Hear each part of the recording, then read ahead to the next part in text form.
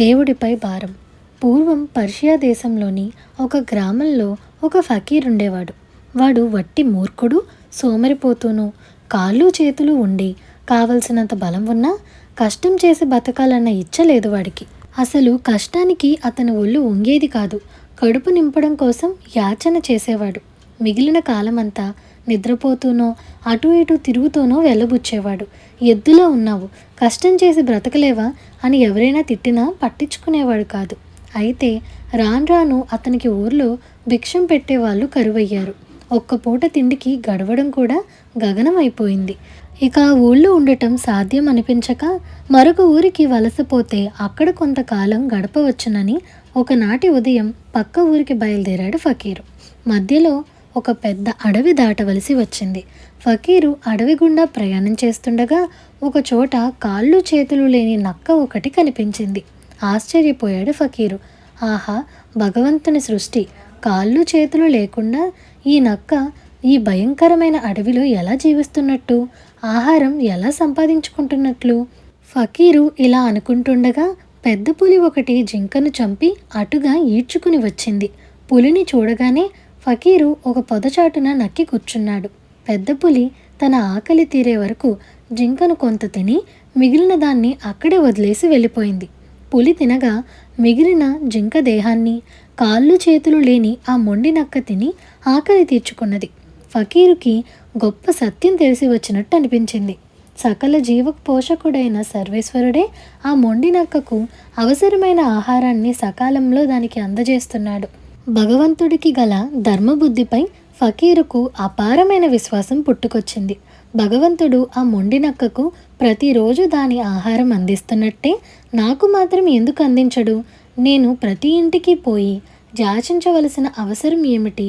ఏమైనా సరే ఇక మీదట నేను ఎవరినీ తిండి కోసం యాచించబోను. భగవంతుడినే నమ్ముకుంటాను.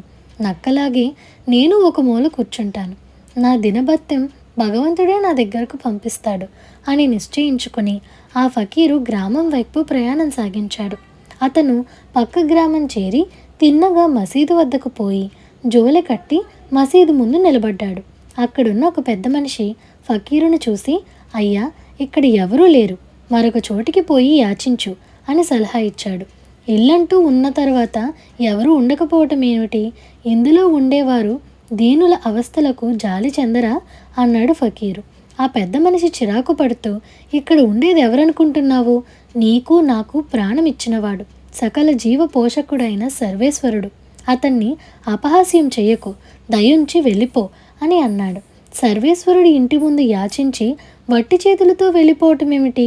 ఏమైనా సరే నా భిక్షాన్ని తీసుకోకుండా ఇక్కడి నుంచి పోను అంటూ ఫకీరు ఒక చెట్టు నీడన జోలె దింపి, దీనపోషక, నీ అదృశ్య భాండారం నుంచి నా దినభత్యం పంపించు అంటూ బైఠాయించాడు.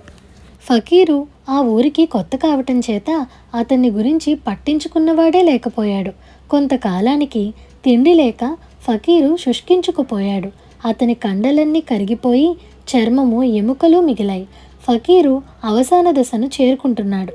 ఆ సమయంలో మసీదు అంతర్భాగం నుంచి ఈ మాటలు వినిపించాయి. మూర్ఖుడా, నీవు కాళ్ళు చేతులు లేని మొండి నక్కవా? శక్తి కలిగి ఎంగిలి మెతుకులకు ఆశపడటం నీచం. కాయ కష్టంతో పరుల సౌఖ్యానికి పాటుపడే వారిని నేను అనుగ్రహిస్తాను. పులిలాగా బ్రతకమంటే నక్కలాగా జీవిస్తావెందుకు? ఈ మాటలు విని ఫకీరు సిగ్గుపడ్డాడు. అతనికి జ్ఞానోదయమైంది. కొస ప్రాణంతో అతను మసీదు నుంచి బయటపడి ఆనాటి నుంచి కాయ కష్టం చేసి నలుగురిలో పరువుగా బ్రతకసాగాడు.